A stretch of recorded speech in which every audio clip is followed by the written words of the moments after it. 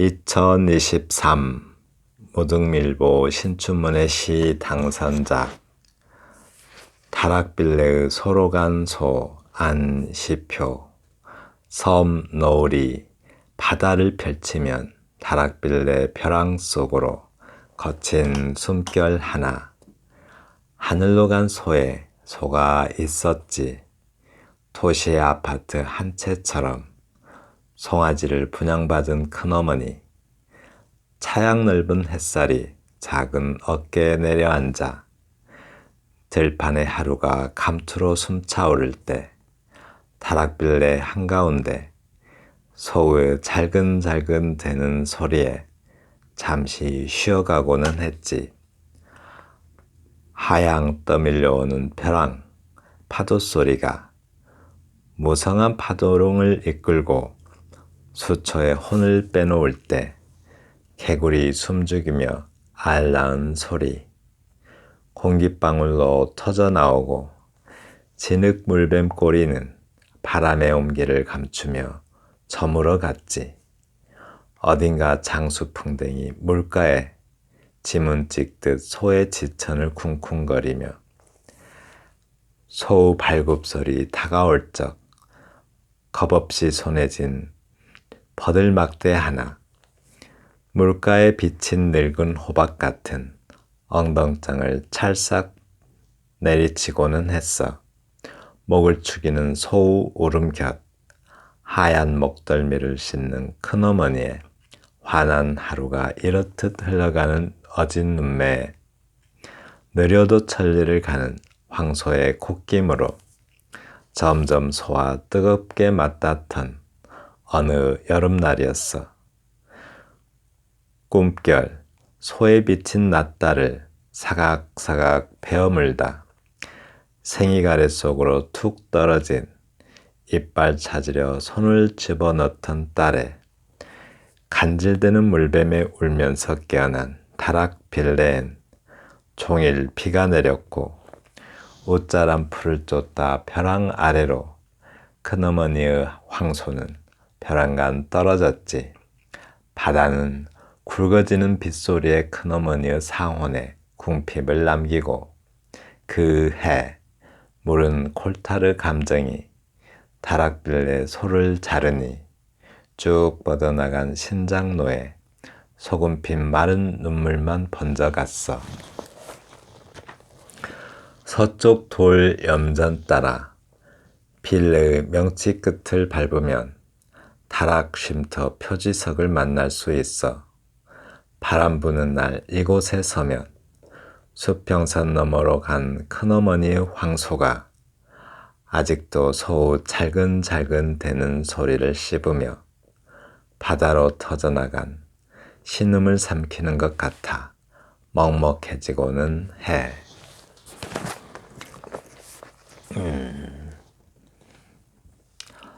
다락빌레의 소로 간 소래요. 소로 간 소. 안시표 시인의 시입니다. 이 시도 좀 연륜이 느껴지는 시죠.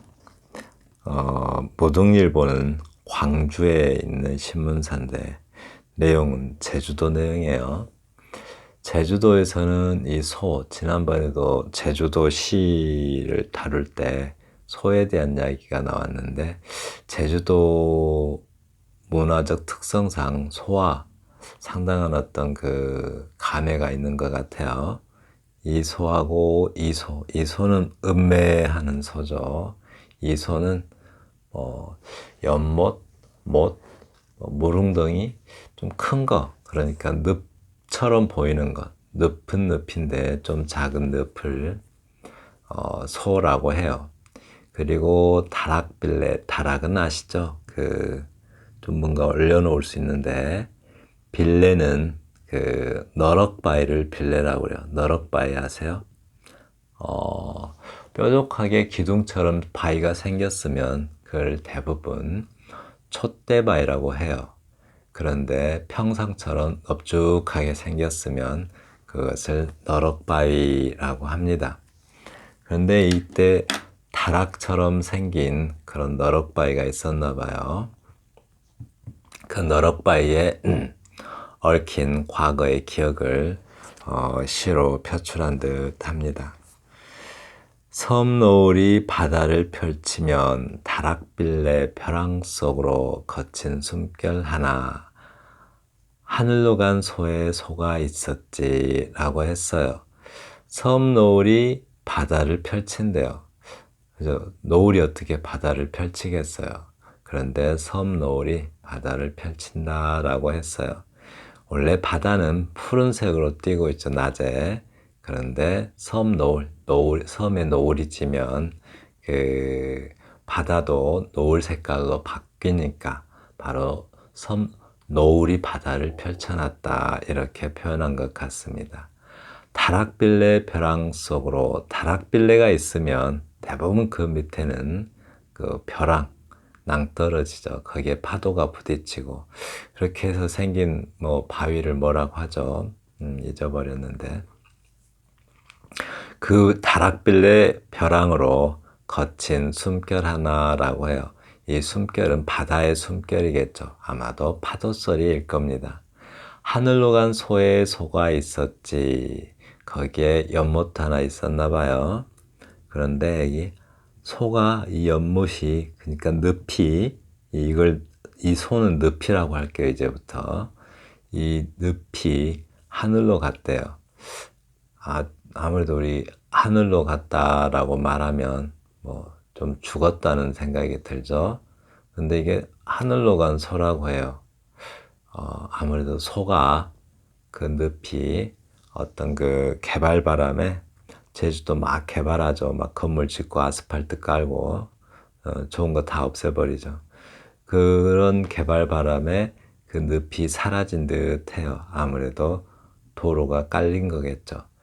거기에 소가 있었다고요. 그 원래 늪이 있을 때는 그 늪 안에서 소가 놀았었나 봐요. 그 안에 소가 있었다고 합니다. 도시의 아파트 한 채처럼 송아지를 분양받은 큰어머니. 옛날에 송아지는 시골의 전 재산이었죠. 그 송아지 한 마리가 생겼나 봐요. 차양 넓은 햇살이 작은 어깨에 내려앉아. 차양이라는 것은 햇빛을 가리는 그 모자에 달려있는 햇빛 가리개인데 차양 넓은 햇살이 어떻게 차양이 넓을 수 있겠어요? 그죠? 햇살은 차양이 넓을 수 있는 게 아니라 아무래도 시인은 한번 그 햇살이 부드러워진 햇살이라는 뜻으로 쓴 것 같아요. 차양을 통해서 햇살이 들어오면 부드러워지죠. 그래서 부드러운 햇살이 어깨에 내려앉아 이런 말로 보입니다. 들판의 하루가 감투로 숨차오를 때라고 했어요. 이게 무슨 말일까요? 들판의 하루가 감투로 숨차오를 때. 감투에는 이름이 있죠. 이거는 순전히 여러 가지 의미로 볼 수가 있겠지만 우선 감투에는 이름이 있는데 들의 각종 여러 가지 이름들의 뭐 풀들 또는 생명들이 막 한창 그 활동하고 있을 때라는 말로 보입니다. 또 그렇게 안 볼 수도 있겠죠. 왜냐하면 들판의 하루가 감투로 어떤 꽃이나 어떤 그 오둠지 같은 것들이 감투로 보일 수도 있겠죠. 그렇게 바로 그럴 때 다락빌레 한가운데 소우 잘근잘근 대는 소리에 잠시 쉬어가곤 했지라고 했습니다. 그러니까 더우니까 그 길을 지나가는 사람들이 그 다락빌레 그 너럭바위에서 쉬어가는 그 너럭바위가 쉬어가는 어떤 쉼터 역할을 했었나 봐요. 그런데 그 여기서 소우 잘근잘근 대는 소리에 쉬어가곤 했지. 그 너럭바위 위에서 쉬고 있으면 그러니까 늪이 있는 늪의 어떤 그 물소리겠죠. 늪에서 들리는 물소리, 그 물소리 들으면서 쉬어가곤 했었다라는 말로 보입니다. 근데 이때 잘근잘근하다 이런 말은 원래는 이런 어떤 그 잘근잘근하다 이렇게 표현하든가 잘근잘근하는 이렇게 하든가 잘근대는 이렇게 하든가 잘근거리는 이렇게 하는데 여기서는 시인이 의도적으로 이렇게 대는을 이렇게 맞춰놨어요. 이렇게 이걸 잘근을 하나를 빼고 잘근대는 해야 되는데 이렇게 하나 말을 더 집어넣었죠. 아무래도 그 박자를 맞추기 위해서 그런 것 같아요. 하양 떠밀려오는 파도 소리가 하양은 하얗게로 보입니다. 하얗게 떠밀려오는 벼랑 파도 소리가 파도가 파도가 저기 벽에 부딪히면 하얀 그 물보라를 일으키죠. 그 하얀 물보라를 일으키는데 그걸 뭐 비말이라고 하나요? 뭐 물꽃, 뭐 비말 뭐 이런 식으로 표현을 하죠. 예, 그렇게 하얗게 퍼져서 파도를 받나 봐요. 무성한 파동을 이끌고 수초에 혼을 빼어놓을 때 파도 치는 모습이 하도 어지러워서 그 안에 있는 수초들이 혼이 나갔을 것이다 라고 시인이 상상하고 있습니다. 네, 보이지 않는 것도 이렇게 상상하는 것, 그죠? 무성한 파동, 소리죠. 무성한 파도 소리를 이끌고 수초에 혼을 빼놨다고요. 네, 파도 소리, 파도의 모습을 딱 보니까 그 안에 있는 생명들의 혼을 다 빼놨을 것이다 라고 시인이 생각하고 있습니다. 개구리 소리 숨죽이며 알낳는 소리 공기방울로 터져나오고 그 분위기를 말하죠.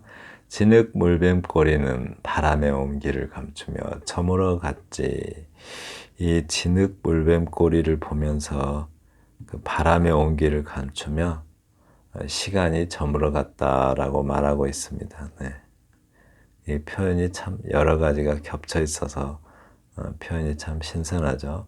진흙 물뱀 꼬리, 꼬리가 점점 가늘어지고 또 바람의 온기를 감추며 해가 저물어 가죠. 그래, 바람의 온기를 감춘다는 게 시간이 지나서 저녁 시간이 된다는 뜻으로 보여요. 또 여기 저물어 갔지도 있죠. 이렇게.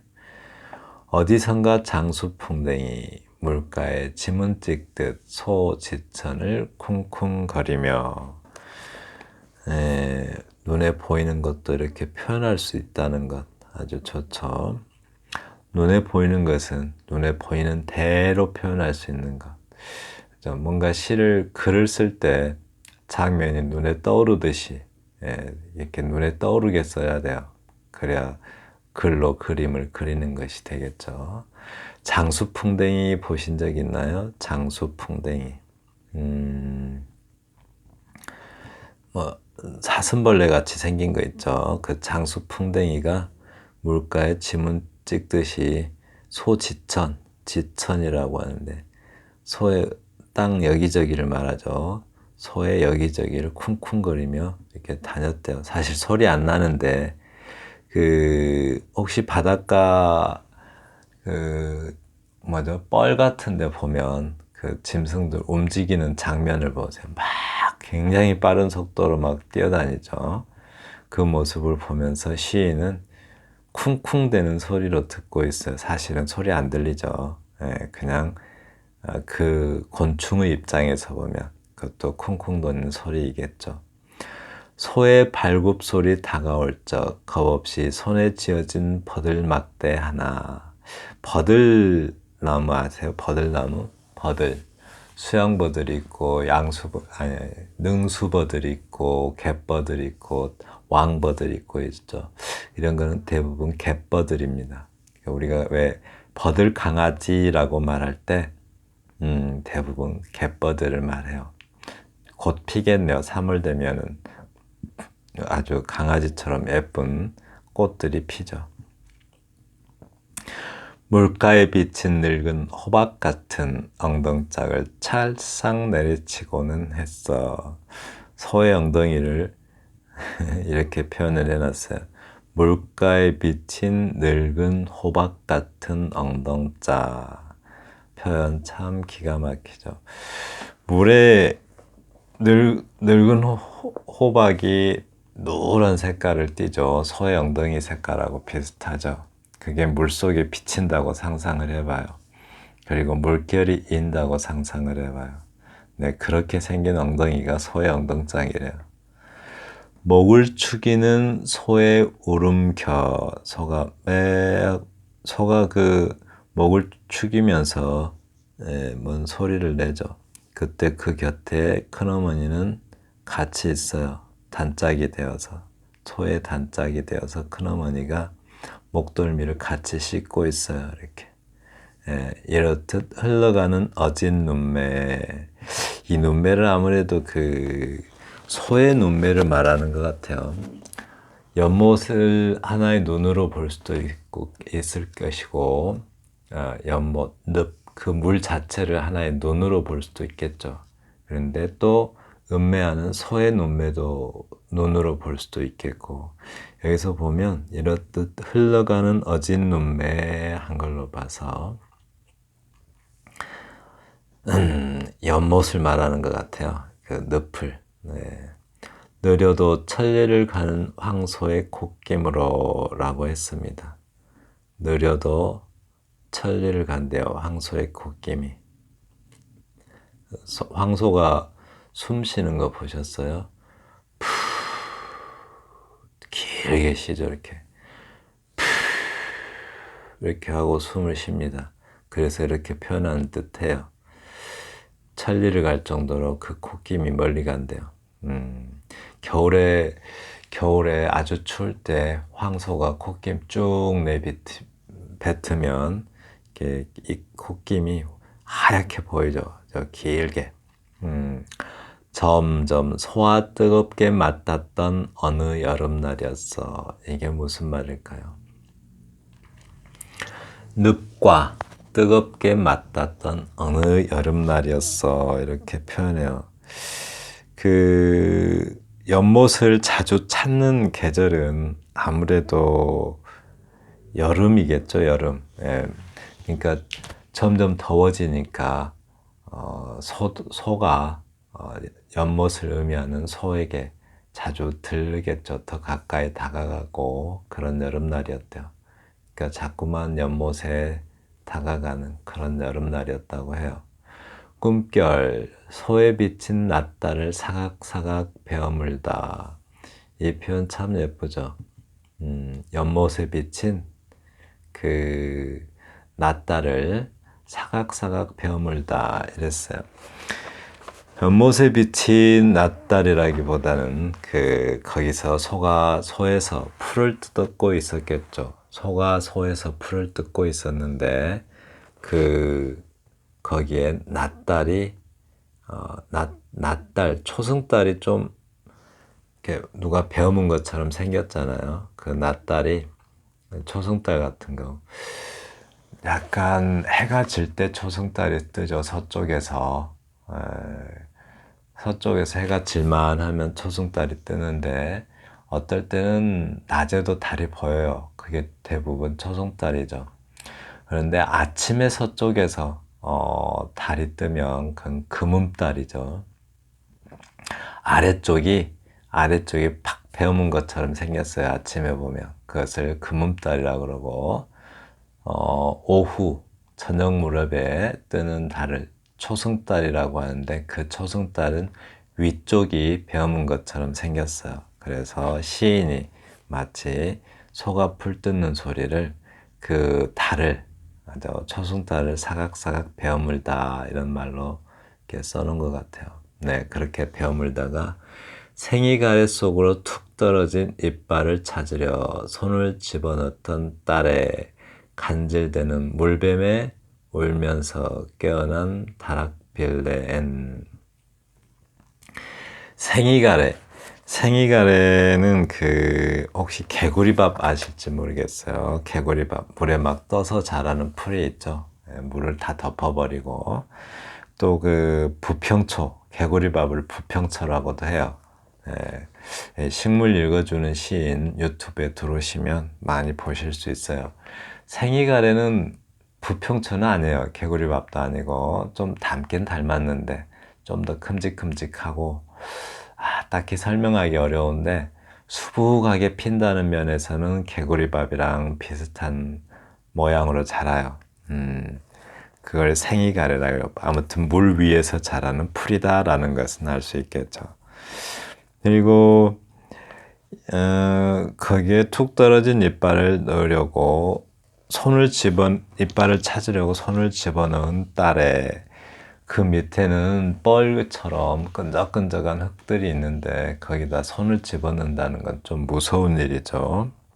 간질되는 물뱀에 울면서 이 물뱀을 좀 물결이라고 생각해도 좋을 것 같아요.